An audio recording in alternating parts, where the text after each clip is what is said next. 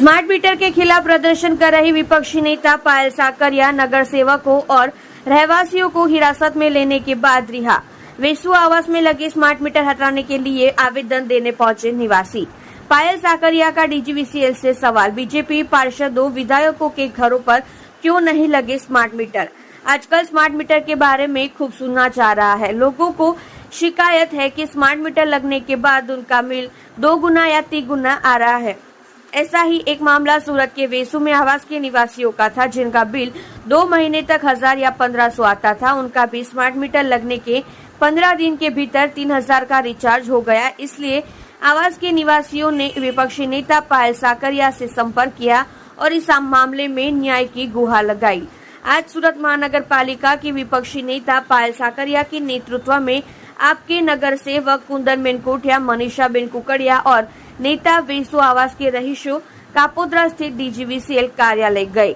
नेता प्रतिपक्ष पायल साकरिया ने डीजीवीसीएल अधिकारियों से पूछा कि आपने किसकी अनुमति से स्मार्ट मीटर लगाए हैं। पायल साकरिया ने इस मुद्दे पर अधिकारियों से 2 सवाल पूछे कि आपने मध्यम वर्ग और जिनकी आर्थिक स्थिति इतनी अच्छी नहीं है, उनके घरों में स्मार्ट मीटर लगाते हुए भाजपा पार्षदों विधायकों या नेताओं के घरों पर कितने मीटर लगाए, तो अधिकारियों के पास कोई जवाब नहीं था। दूसरे सवाल में पूछा गया कि बिना किसी से पूछे आप स्मार्ट मीटर कैसे लगा लेते हैं। पायल साकरिया ने आगे कहा कि लोग पहले से ही पीड़ित हैं। जिस तरह से लोग दैनिक जीवन जीते हैं, यह स्मार्ट मीटर लोगों के बजट को बिगाड़ देगा।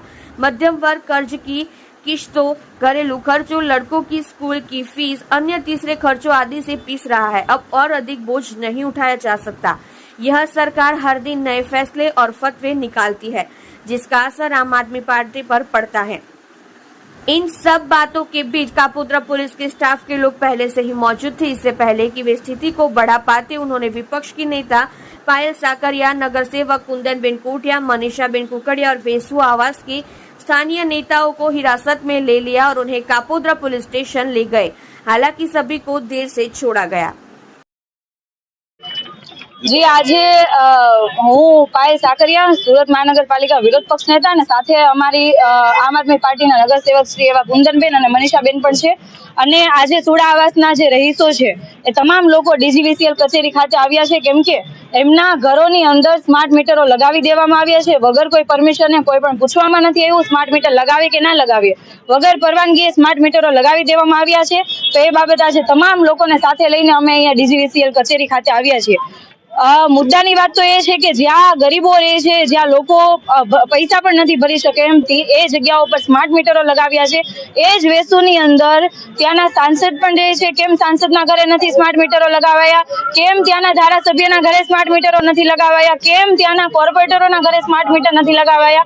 અને ખરી હકીકત તો એવી છે કે જે જગ્યાએ ડીજીવીસીએલ કચેરી ખાતે આવીએ છીએ અહીંયા પણ સ્માર્ટ મીટર નથી, તો શા માટે પબ્લિકના ખીચામાંથી આવી રીતના લૂંટ કરવામાં આવી રહી છે?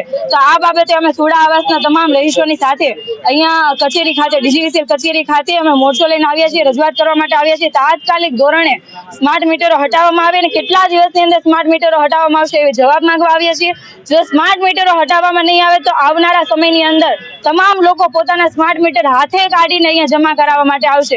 આવી પરિસ્થિતિનું નિર્માણ ન થાય એના માટે આજે અમે શાંતિપૂર્ણ આજે અધિકારીઓને રજૂઆત કરવા માટે આવ્યા છીએ કે ક્યારે આ સ્માર્ટ મીટરો હટાવવામાં આવશે। અને જો સ્માર્ટ મીટરો લગાવવા જ હોય તો પહેલા તમે 300 યુનિટ જેમ દિલ્હી અને પંજાબમાં 300 યુનિટ સુધીની વીજળી ફ્રીમાં કરી આપે છે એમ અહીંયા પણ કરી આપો। સ્માર્ટ સિસ્ટમ બનાવો, સ્માર્ટ આરોગ્ય અને સારી શાળાઓ બનાવો। સ્માર્ટ મીટરો લગાવીને પબ્લિકના ખીચામાંથી આ જે લૂંટ કરવાનું કાવતરું છે એ બંધ કરો।